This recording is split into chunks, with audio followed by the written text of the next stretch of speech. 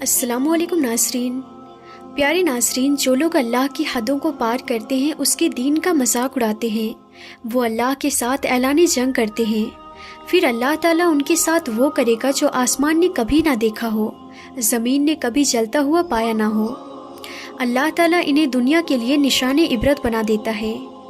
پیارے ناظرین، ایک ہندو گاؤں میں اللہ کا ایسا عذاب آیا کہ پورا گاؤں پانی میں بہہ گیا۔ مکانات، انسان، مویشی سب پانی کی نذر ہو گئے۔ یہ سب کچھ کیوں ہوا؟ یہ لوگ کون سا گناہ کرتے تھے کہ جس کی وجہ سے یہ عذاب آیا؟ یہ سب کچھ جاننے کے لیے آج کی ویڈیو کو آخر تک ضرور دیکھیں۔ ناظرین، آج ہم جس گاؤں کا ذکر کرنے جا رہے ہیں وہ دریا کے کنارے آباد ہے۔ اس گاؤں میں ہندوؤں کی آبادی بہت زیادہ تھی۔ یہ دریا ہندوؤں کا مقدس دریا ہے۔ یہی وجہ ہے کہ اس گاؤں میں ہندوؤں کے 400 گھر آباد تھے۔ اس گاؤں میں 100 گھر ایسے تھے جہاں مسلمان آباد تھے۔ یہ ہندوؤں کی کثرت کی وجہ سے ہندوؤں کا علاقہ کہلاتا تھا۔ اس گاؤں کی انوکھی بات یہ تھی کہ اس گاؤں کے تمام ہندو خوشحال تھے۔ یہ تمام لوگ قریب کے شہر میں کاروبار کرنے کے لیے جاتے۔ اگر کسی ہندو کو پریشانی کا سامنا کرنا پڑتا تو دوسرے تمام ہندو اس کی مشکلات کو حل کرنے کی کوشش کرتے تاکہ اس گاؤں کا ہر ہندو خوشحال رہے۔ اس گاؤں میں جو 100 گھر مسلمانوں کے تھے وہ انتہائی غریب اور مفلسی کی زندگی گزار رہے تھے۔ اس گاؤں کے ہندو جب جاتے انہیں برا بھلا کہنا شروع کر دیتے۔ ان لوگوں کی اس گاؤں میں کسی لحاظ سے کوئی زندگی نہیں تھی۔ ان کی حالت یہ تھی کہ یہ کھل کر اللہ کا نام بھی نہیں لے سکتے تھے۔ یہ لوگ ان پر جھوٹے الزامات لگا کر انہیں تھانے میں بند کروا دیتے۔ مہینہ مہینہ بغیر کسی قصور کے انہیں تھانے میں گزارنا پڑتا۔ مسلمانوں نے ہندوؤں سے ڈرتے ہوئے اس گاؤں میں چھوٹی سی مسجد بنائی جس کا ایک دروازہ تھا، وہ بھی ہر وقت بند رہتا اور نہ ہی اس میں وضو کرنے کے لیے پانی ہوتا۔ اس مسجد کی چھت کیلے کے پتوں سے بنائی گئی۔ ہندو مسلمانوں کی مسجد کو دیکھ کر ان کا مذاق اڑاتے، جبکہ اس گاؤں میں ہندوؤں کا مندر ایک عالیشان مندر تھا جہاں ہر وقت بھیڑ رہتی، جبکہ مسلمانوں کی مسجد کو زیادہ تر تالا لگا رہتا۔ ایک دن ایسا ہوا کہ کچھ مسافر یہاں سے گزرنے لگے جنہوں نے یہاں سے گزر کر دوسرے گاؤں میں جانا تھا۔ ان مسافروں کا تعلق تبلیغی جماعت سے تھا۔ یہ لوگ بہت بڑے تاجر بھی تھے۔ جب یہ مسافر ہندوؤں کے اس گاؤں میں پہنچے، یہ جمعے کا دن تھا۔ نماز کا وقت بھی قریب پہنچ چکا تھا۔ ہندوؤں نے جب ان تبلیغی جماعت والوں کو بڑی شان سے مسجد کی جانب جاتے دیکھا تو چوراہے پر اکٹھے ہو گئے۔ دوسری طرف تبلیغی جماعت والوں نے جب مسجد کے دروازے پر تالا لگا دیکھا تو بہت حیران ہو گئے، کیونکہ ابھی تک مسلمانوں کے گھروں سے کوئی بھی آدمی جمعہ پڑھنے کے لیے نہ آیا تھا۔ خیر، انہوں نے مسجد کے ساتھ والے گھر سے چابی لی، تالا کھول کر مسجد میں داخل ہو گئے۔ پھر ان میں سے ایک ساتھی نے بلند آواز سے اذان دی تاکہ جو لوگ جمعے کی نماز کے لیے نہیں آئے وہ بھی نماز ادا کرنے کے لیے مسجد میں پہنچ جائے۔ جب مسلمان مسجد میں آ گئے، پھر مسافروں میں سے ایک مسافر نے تقریر کرنا شروع کر دی تاکہ مسلمانوں کا دل ایمان سے تازہ ہو جائے۔ اب تمام ہندو مسجد کے باہر کھڑے ہو کر تقریر سننے لگے۔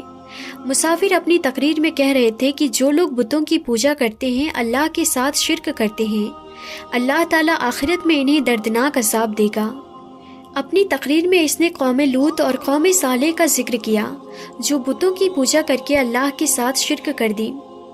پھر ان کا انجام کیا ہوا؟ جمعے کی نماز ادا کرنے کے بعد مسافر اپنی منزل کی جانب روانہ ہو گئے۔ وہ ہندو جنہوں نے مسافروں کی تقریر سنی تھی، بجائے اس کے کہ وہ مسلمانوں کے ساتھ اچھا سلوک کرتے، ان میں ایک ایسی خرابی پیدا ہو گئی جس کا کسی نے تصور بھی نہ کیا ہو۔ یہ لوگ قوم لوط کے فعل میں مبتلا ہو گئے۔ یہ لوگ خوبصورت لڑکوں کی طرف مائل ہونے لگے۔ ان لوگوں میں جسم پرستی عام ہونے لگی۔ دراصل مسلمانوں کی تقریر ایک ہندو پنڈت نے سنی جو ہر وہ کام کرتا جس سے اللہ تعالیٰ کا قرآن منع کرتا۔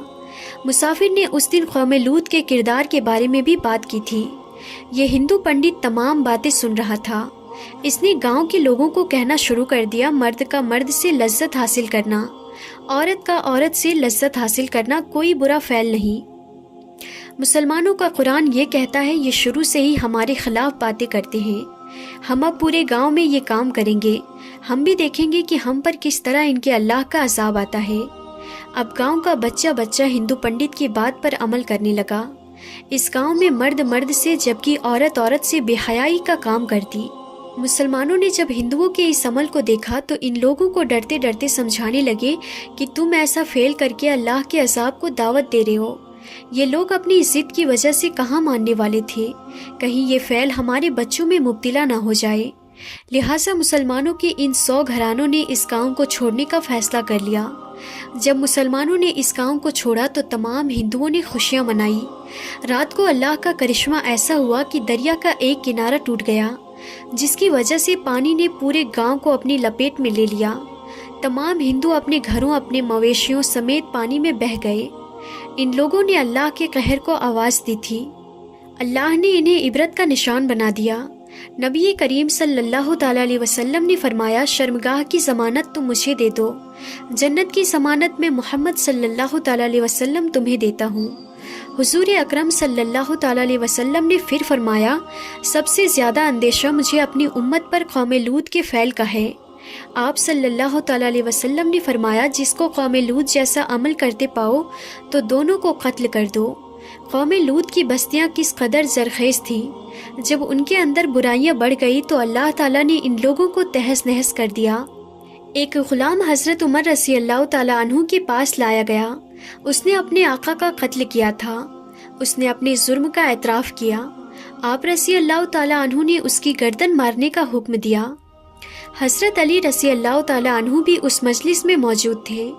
آپ نے اسے قتل کرنے کی وجہ پوچھی۔ غلام نے عرض کیا، میرا آقا میرے ساتھ فعل بد کرنا چاہتا تھا، میں نے اس کی منت سماجت کی، لہٰذا مجبور ہو کر مجھے یہ کام کرنا پڑا۔ آپ رضی اللہ تعالیٰ عنہ کو وارثوں کے ذریعے پتہ چلا کہ اس آدمی کو تو دفن کر دیا گیا ہے۔